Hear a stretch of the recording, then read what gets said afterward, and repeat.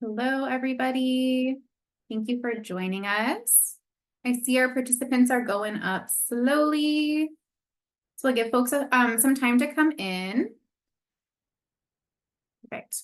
I'll go ahead and share my screen in case anyone's just joining us in Transfer Talks for the first time today. I'll go over what to expect today, what to expect during our presentation, and then I will pass off to our presenter and just go over kind of what to expect.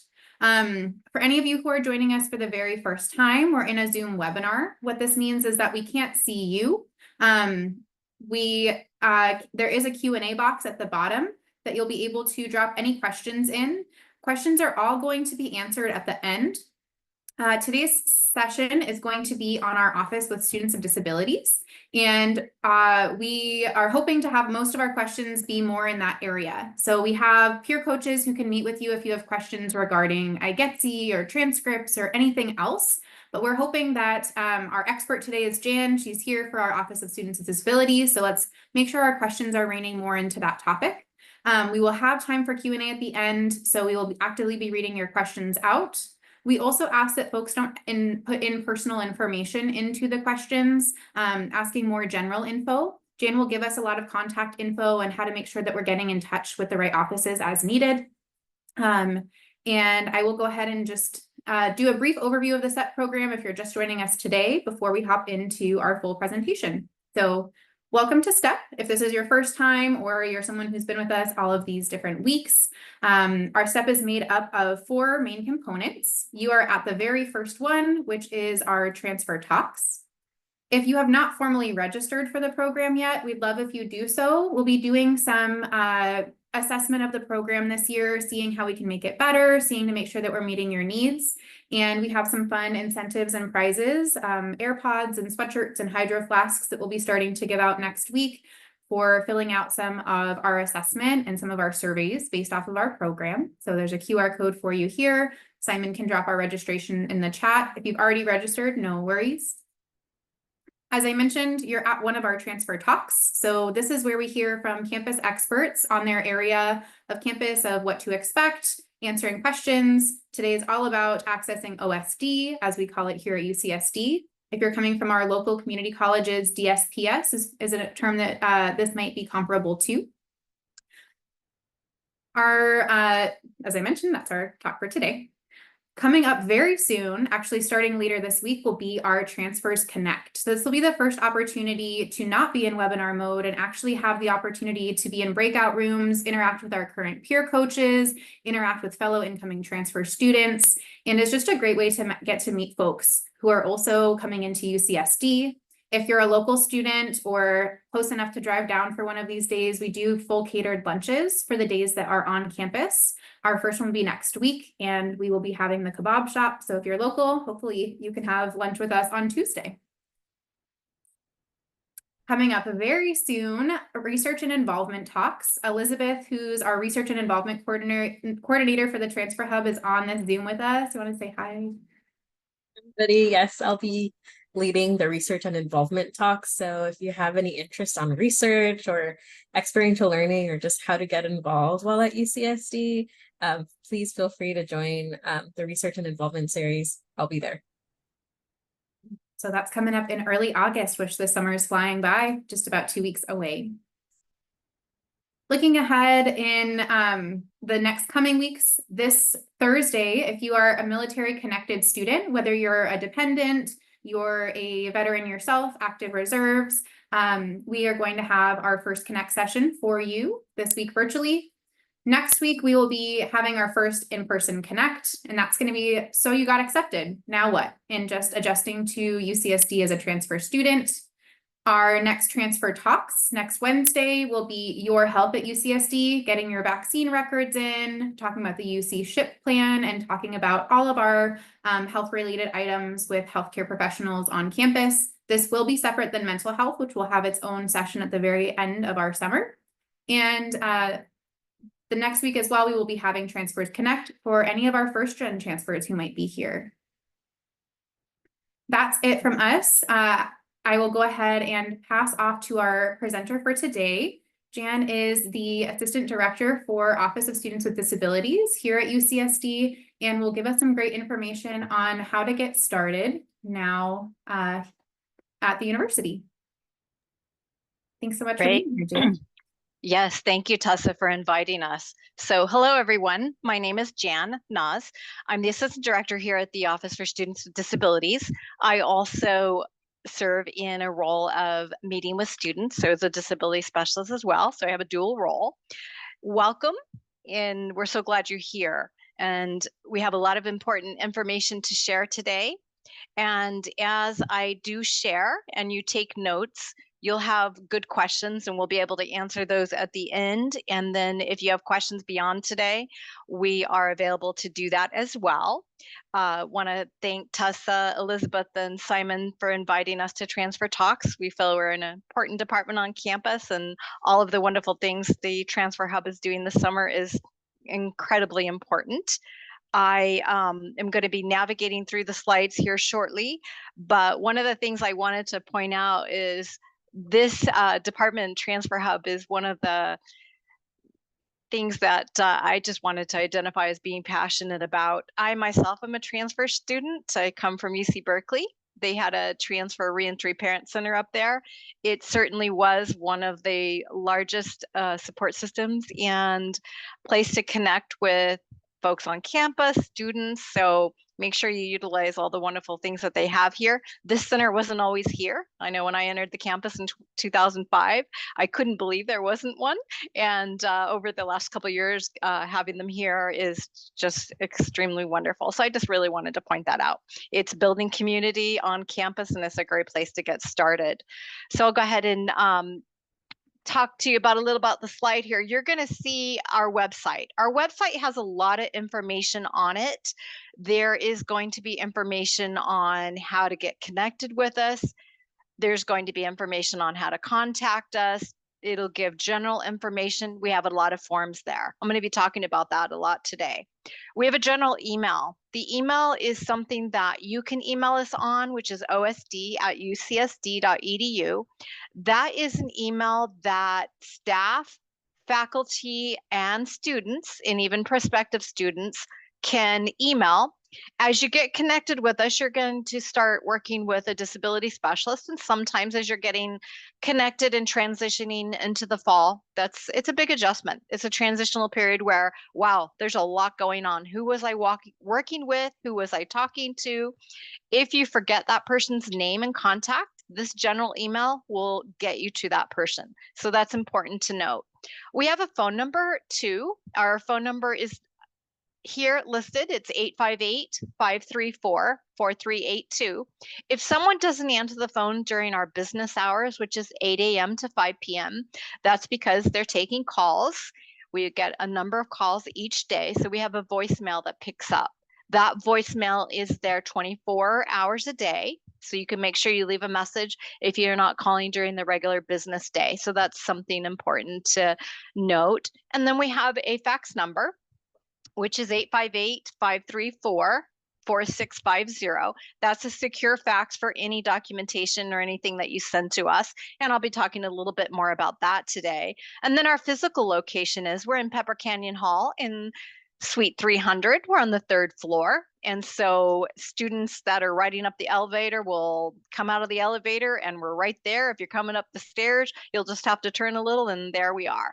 But I just wanted to let you know where we were physically in the Pepper Canyon location.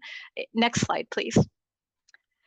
So some of the things that students think when they're coming to UC San Diego is it too early or too late to get started? What we want you to know is we are working around the office hours during the week, Monday through Friday, 8 to 5, to get students connected to accommodations. I'll be talking a little bit about that today, but we are open all summer. So it is never too early to get connected. So the sooner you get in and you get an appointment with us, we can start talking about fall accommodations for you. Our appointments at the moment are via phone or Zoom. And when you contact the front desk, you're going to let us know which particular one that you would like to have. There's going to be a way to get connected to us, which is emailing the front desk. You can call the front desk from the numbers that I gave you earlier, and you're letting us know what time is going to be best for you. We start taking our earliest appointment at 8 o'clock, and we do them till 4 o'clock. So students have access all through the day to make that appointment. And then the other part of that I want to point out is that if you're thinking more along the lines that you'd like to get a fall appointment, say in early September, right before the quarter starts, you're able to do that as well. You just want to make that appointment and get on our calendar. We have students that are coming in that are looking at housing and academic accommodations. So some housing accommodations, students are starting to get their housing assignments and things now. They're a little bit more concerned about that. So those might be the students that want to get started a little bit earlier. Going into the slide here, want to let you know, who do we serve? We serve students that are both undergraduate, graduate, and professional students. So we've got School of Medicine, we've got professional students. We have a new program starting on campus, the Physician's Assistants Program, School of Pharmacy.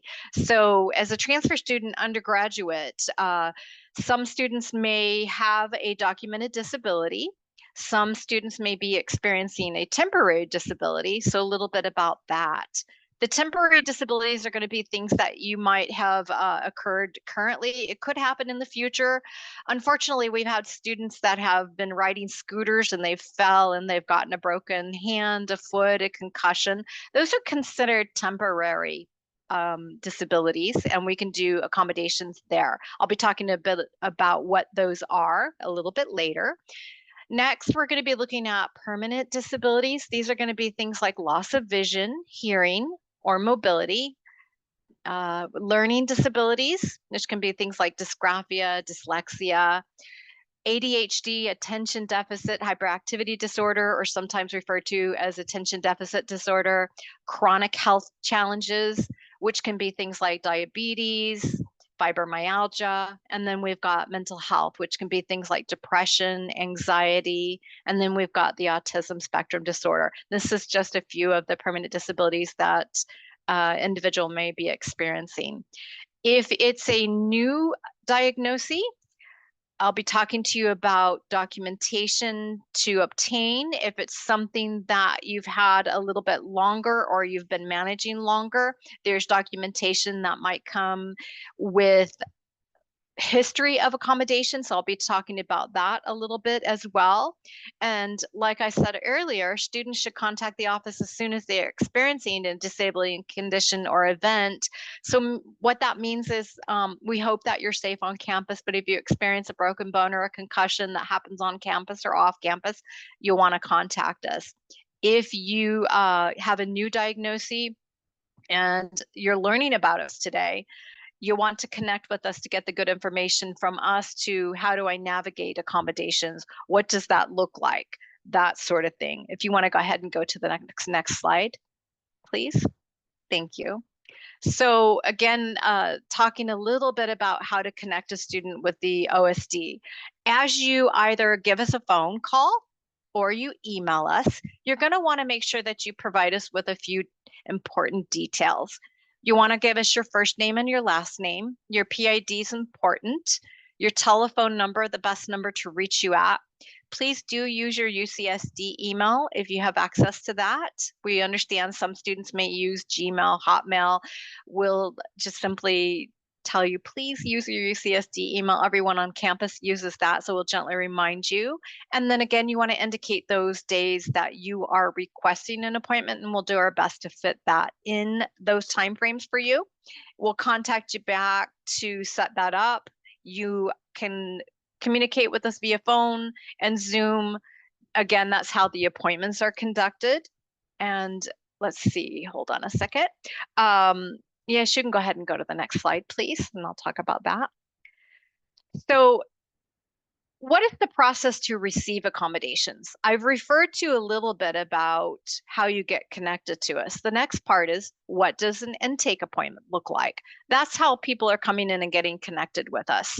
That's where you're going to meet one-on-one with a disability specialist. The appointments last about 45 minutes. We'll have you fill out an intake and a consent form prior to our appointment.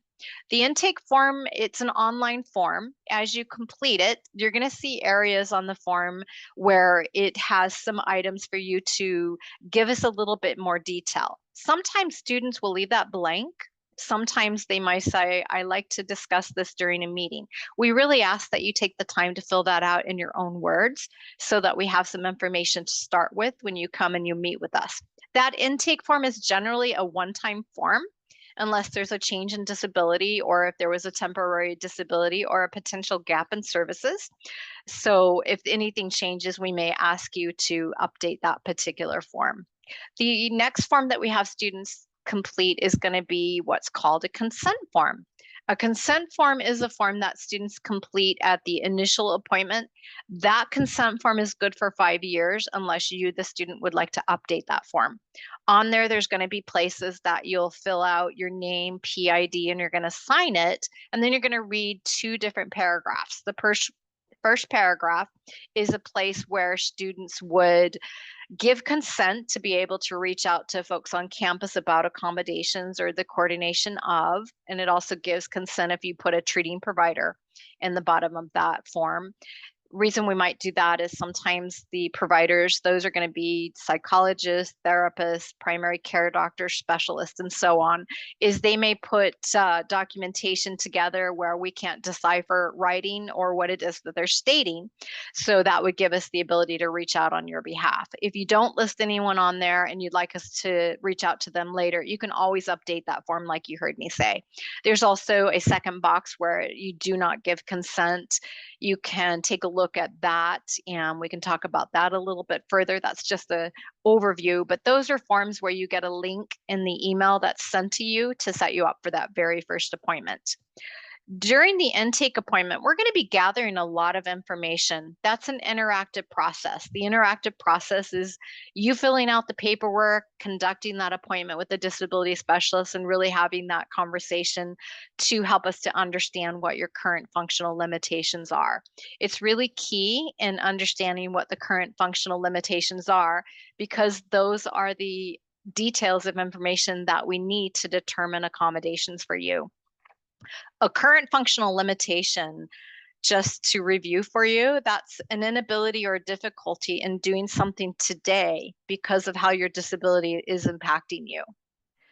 So as we talk with you a little bit and we grab those things, sometimes students might feel and question, why are you asking those questions? That's a lot of information.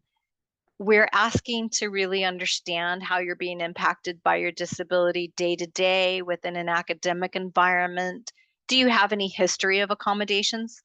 That can be in your primary school years, K to 12. That can be in another college that you went to, community college, where you've had an accommodation, a letter formally, but also it's important to note that accommodations can be informal because there could be an instructor or faculty or professor that puts something in place for you informally.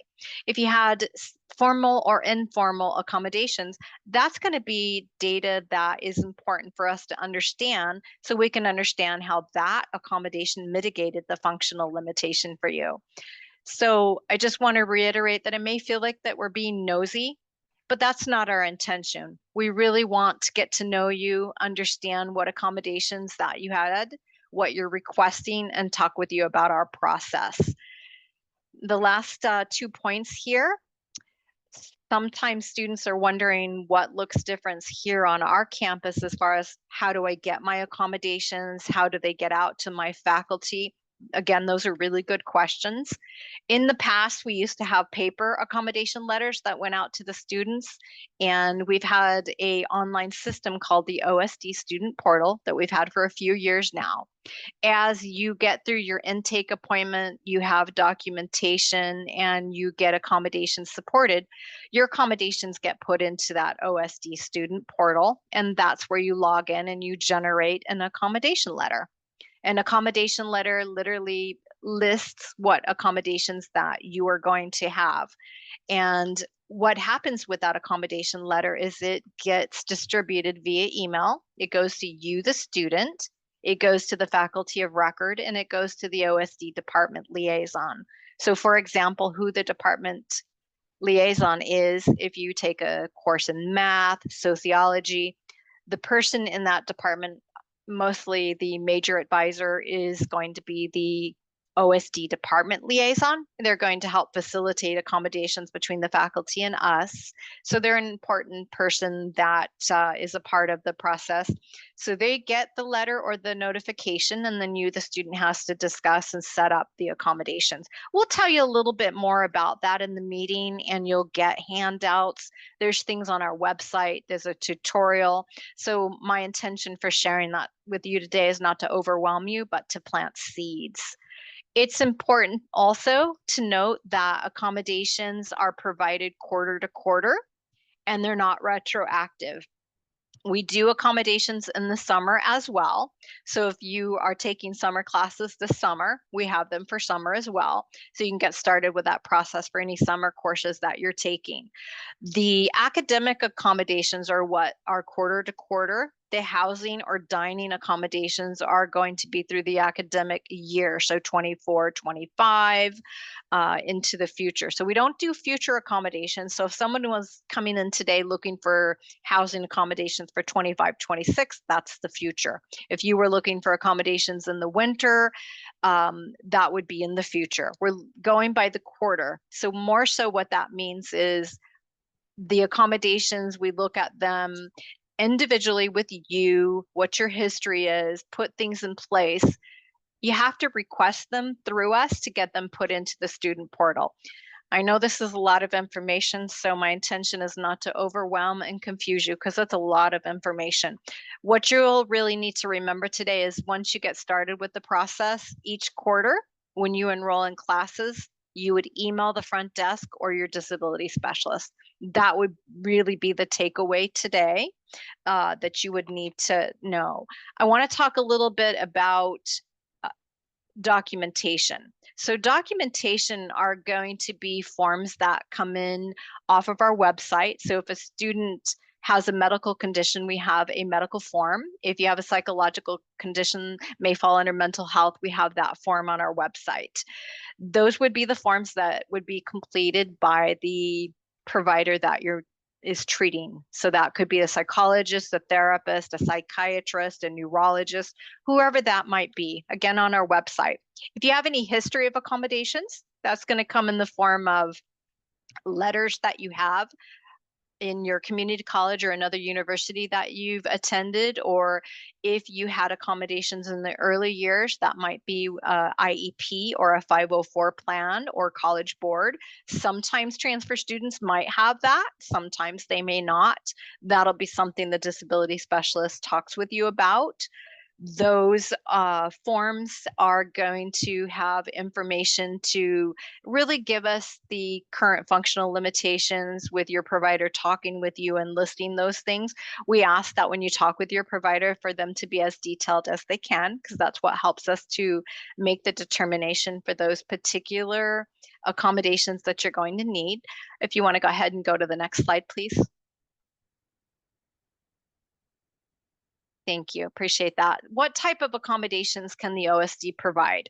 This is just a snapshot of accommodations that we can provide. These are academic, talking a little bit about housing. So note taking is an accommodation on campus, extended testing time, a separate testing location outside of the classroom. That could be in a classroom next door to where you're taking an exam. It could be in the particular conference room of a department you're taking a class. There is also on our campus Triton Testing Center, which is located in the Pepper Canyon area. I always like to tell students when I'm doing a presentation that the Triton Testing Center is the department by themselves. They are not connected with OSD. We are OSD, they are Triton Testing Center, or what's referred to as TTC.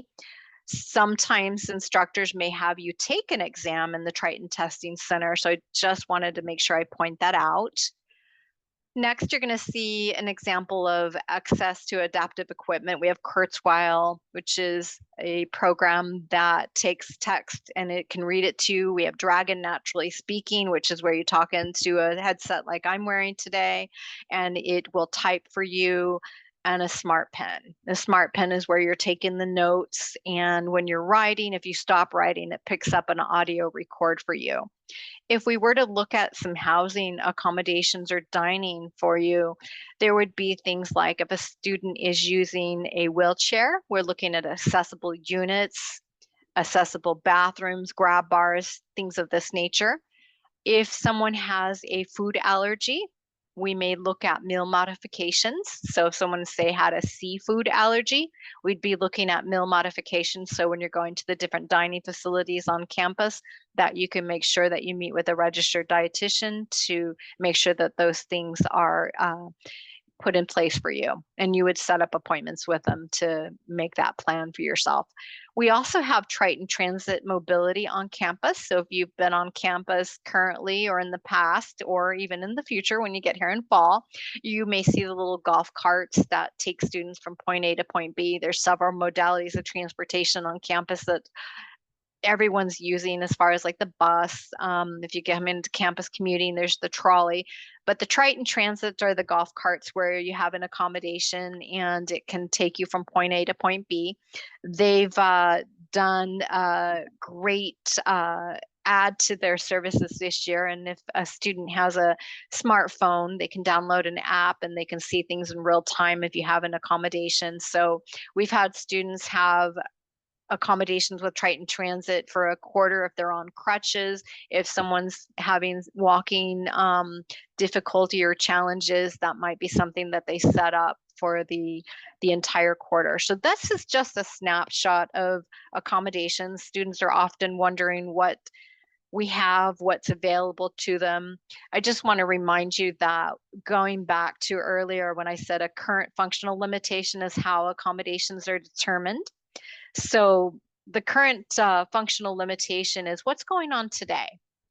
So helping us understand in specific details. So when you talk with your disability specialist, if someone is experiencing something and they just say, I'm experiencing depression, we are going to ask more details to what that looks like for you today, how you're being impacted specifically around class, lab, the discussion, homework, exams that you're taking. So those are where those questions are coming in to determine the particular accommodations that are going to be in place. Some things to think about is once we determine accommodations, there could be some change in your disability.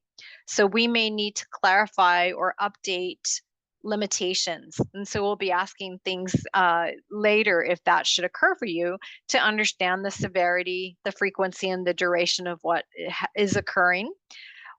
Is the condition permanent? Is it influx? Are there periods of flare and remission? We're doing that in the initial intake, or if you update things with us. We may ask for some periodic updates with the documentation that's submitted, and mostly that's coming in if there's a change in disability or functional limitations. If a student is experiencing a flare, that might change once you come to campus as your environment changes. So those are where it's important to share if you have some changes. If you don't contact our office and share, we're going to be not understanding that there's something going on. So communication is really key to connect to the department. So I always like to make sure that I tell students that. Next up, I would want to talk about if your condition is exacerbated by stress or other things that might be impacting you. You want to think about how to manage or reduce your stress so it minimizes flares. Students on campus may experience a flare in a disability where they need to request their accommodation. And so an example of that might be if you have an exam that you need to reschedule, you would request that accommodation from your instructor, and then they work with you to put that in place. There's also places on campus that have different resources. I'm sure Transfer Hub here and others on campus are going to tell you about REMAC, which is the big gym, to be able to do exercise, yoga, different things that can help with stressors. There's going to be the Zone, which is a In the past, they've had therapy fluffies that come right before exams. They've got different teas that you can get when you go there. And then we've got CAPS, which is Counseling and Psychological Services. They are where the therapists are, and they've got groups where students can come and meet with them. They've got closed groups where you come in and you are part of a group for a certain amount of time, and they've got open groups. And topics in the past have been how to manage anxiety. And so those are drop-in workshops. They've got mindfulness, and they've got one-on-one counseling. So I want to make sure that you're aware of those resources, and we'll talk to you about them in our particular intake meetings. So I just wanted to just give some more information on that. Also want to talk a little bit about provisional accommodations. You heard me talk a little bit earlier if a student's managing a temporary disability, such as a concussion, we may give provisional accommodations, which might be in place just for a quarter or two. So someone that's managing a concussion, the hope is that the limitation is just going to be short in duration, but sometimes that's a little bit longer. So we may put things in place for that quarter, take it into the second quarter if the student continues to experience those particular current functional limitations, like I was telling you a little bit earlier. I want to go back to talking a little bit about the accommodations and the request to make sure that they're in place for you. So as you walk through the intake with us and you have the documentation that's submitted to us, once we have the intake and the documentation, we're going to have 10 business days to respond to you to determine what those accommodations are. So for example, if you were meeting with us in the next couple of weeks and we determined accommodations for you at the end of July, but classes don't start until the fall, we can't get into the OSD portal until you sign up for classes. So although you have approved accommodations with us, we can connect them to the active classes you're enrolled in once fall quarter rolls around. And simply that's you emailing us, and that can be your disability specialist directly, or that can be that OSD email that I put up earlier, osd@ucsd.edu, and then we'll put them in place for you. A lot of what I'm talking about is going to be highlighted on our website. I talked to you a little bit about that earlier. When we send the emails to you, we've got lots of handouts. Sometimes students miss those. So it's also in the body of the email that's sent. You're going to get a lot of emails this fall. That tends to happen when you're getting started with us. So you'll want to keep your eyes on our email. Usually that's something in the subject line says OSD follow-up or OSD next steps. And sometimes it really gets lost down in there with all those wonderful emails you're getting welcoming you to campus, about your college, about your major, and all the wonderful events on campus. So you'll want to make sure that you are looking for that. If you don't find the email, or you find a time where you're thinking, I should have heard from them, and you don't hear from us, please email us, because again, we don't know that you didn't see that email, or you didn't receive it. It might have got lost in your spam folder. So there's lots of ways to connect to us. So I just want to make sure communication is key from us to you, but also from you to us. So I wanted to make sure that I said that as well. And then as a wrap up, it's never too early to get connected with us. So if you have time this summer and you want to get in with us and get started, we can talk to you about that process, and you can have an appointment, and all questions are welcomed. It's welcome during your appointment and after your appointment. I often work with students who have questions following the appointment, and they'll think about it a couple days. They may think about it a couple weeks. Please do get back to us and ask questions, or if you have anything to add into the appointment, that's really important. You can always call the front desk. You can always email to give us that information. If you need a follow-up appointment, you can always request that as well. So that's us in a snapshot. So I want to see if I can open up the questions here, and here's our contact information again. And I know that was a lot said today, so anything I can clarify for you, I'd be happy to do so. Awesome. And then just a reminder for our questions, we don't see if you raise your hand, or we aren't able to unmute you or to bring you on to be a panelist. So the best way to go ahead and funnel the questions that you have are going to be using the Q&A box at the bottom. If it's something that you don't want to have your name attached to, you can also check the box underneath that says ask anonymously. And we can take care of that on our side, but we can begin to pass those questions and ask those aloud as they begin to come into that Q&A box at the bottom of your screen. If your screen is narrow, you might be seeing that under more. That might reflect there for you as well.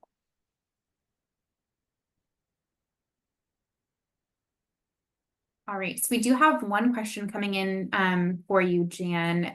If someone had an IEP in high school, is that enough documentation, or will they continue to need additional documentation? That's a really good question. Thank you. So an IEP is a history of accommodations. So remember earlier when I said current functional limitations, so that's going to be a piece of documentation. So we would be looking for something from a current treating provider, and that can be a general practitioner, PCP, or whomever it is that you might be seeing at the time. Sometimes students may say, I'm actually not seeing anybody currently. So we can still talk with you about the IEP, the history of accommodation. So I would just want to add to that it's a place to start. And we definitely would want to have a communication with you in an intake. And during that, we can talk to you about next steps, if you will. I hope that answered that question for you. Perfect. Those are our questions in the chat. Just some clarifying questions in going through. You mentioned that the best system, I'm leaving this here so that folks, in case they wanted to take a screenshot of the info. In terms of intake appointments for our incoming students, they can already start that process now of setting up that appointment with you, either for summer or fall. Yes, correct. Thank you for asking that important question. Yes, you could call and you could get in this week. So if you called today and you wanted to be seen this week, we have appointments. So we're doing them all through the summer. Remember the time between 8 and 4. We close at 5, but the last appointment we take at 4. So that is correct. Is there a best practice would you recommend meeting in the summer versus meeting in the fall? I know you mentioned something about retroactive. So in terms of just best practices, recommendations, is there anything you'd share there?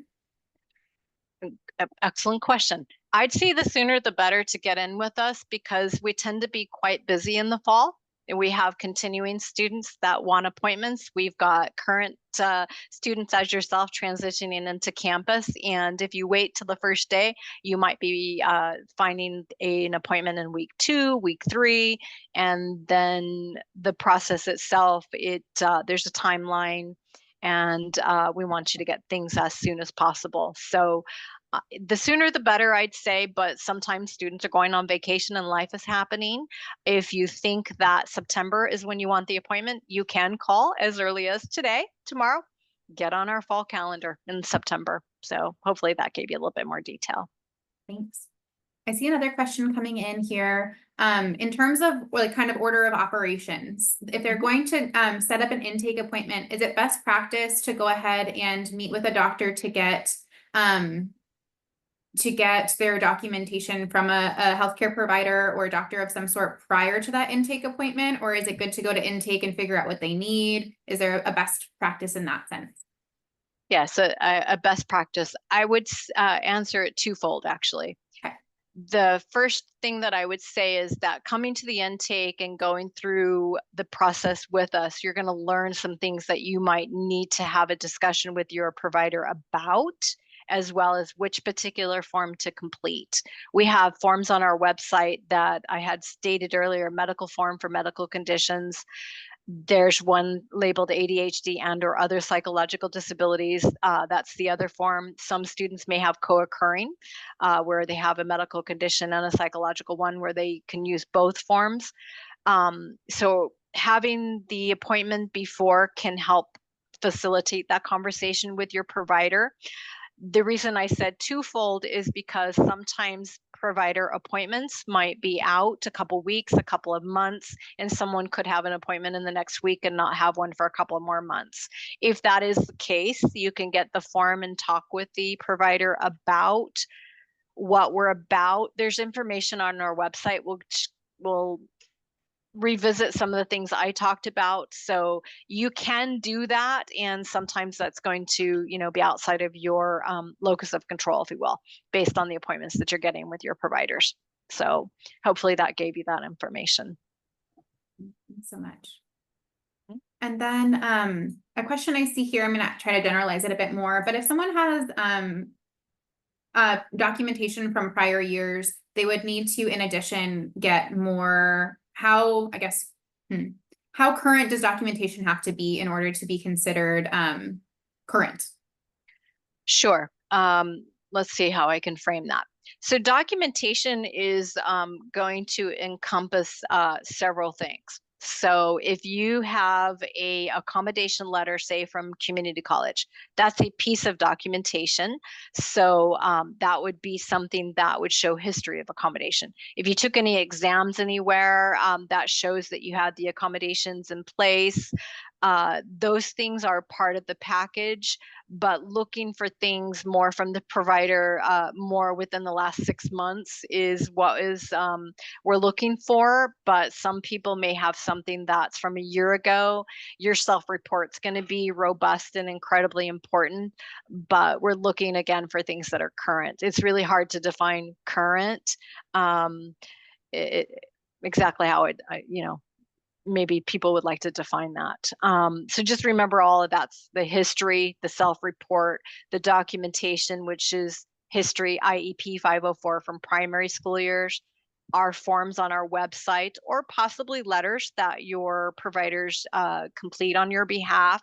Other things that can be considered, I want to quote unquote documentation. If someone had allergies, that could be a blood or prick test that you've had in the past. So things like that all falls under documentation. So I thought I would add that as well. Thank you. You're welcome. That's all the questions I'm seeing come through our chat now. I'll give it just another minute in case other folks want to submit anything else that might be on your mind. We're happy to continue to flow those in here, but that was really insightful, and thank you so much. It's nice to know that there's appointments available this week. I guess a question I did see was, how long is the period typically from the time someone's sending some more folks open. But how long is the period usually from the time they have the intake appointment until accommodation is created? Is there a normal there? I would say that it's all part of the interactive process once the package is complete. So it's going to depend on, like for example, I had an intake appointment this morning where the student came in with their intake and consent form. They came in with documentation, their history of accommodation. So their appointment today would be determining accommodations in 10 business days because they came in with everything. So we've completed the appointment, we can review, and we can look at the things that they have submitted. If somebody has an accommodation history and they have the letter and they come to our meeting, we'll have to determine that on a case-by-case basis. And finally, around the timeline, it depends on when things get submitted. So we have sometimes somebody will have an intake today, but documentation does not come in, say, till the end of August. So the intake is just a part of it. It's the documentation that would need to come in to determine the accommodations for the fall. So as you can see, those are unknown for the timeframes of when that would come in, but when the package is complete, we'll let you know that, and it's 10 business days that we would respond. So that's why it's on a case-by-case basis and what's received. So hopefully that's clear for you. Thanks. Yes, I see another question coming in the chat of someone saying, if they're not currently meeting with a provider, does OSD provide recommendations of where folks can go to get a retest for a learning disability? There are some particular recommendations that we can share, but mostly that's going to come from your CAPS provider if you meet with one on campus. If you happen to have UC SHIP insurance, which is a student's insurance, you can go through CAPS or you can go through the student health to be able to get a referral. But there are definitely some providers that are connected with our office, or we recommend that you reach out to your insurance and speak to them. So those are different things that we'll talk with you about, as well as have a discussion with you once we have, more details about that. So hard to give specifics, and so that's more general. Okay. No, that's helpful. I went ahead and marked that here. If folks have questions about the SHIP plan, that's something we're going to be talking about exactly a week from today. So if you have more questions about that, we will have the folks who run that plan next week, as well as just general health here. So that could be a continued conversation and potential some Q&A for next week as well. I have one more question in the chat. It's more a personal one. I don't know if Jan, if that's something you would be able to address more through typing, or that one might be best addressed through the OSD email and figuring out best path forward. But it's more individual rather than more general. If anyone else has a general question, we can continue to address those, or else I think you've really covered it all for us. Okay, good.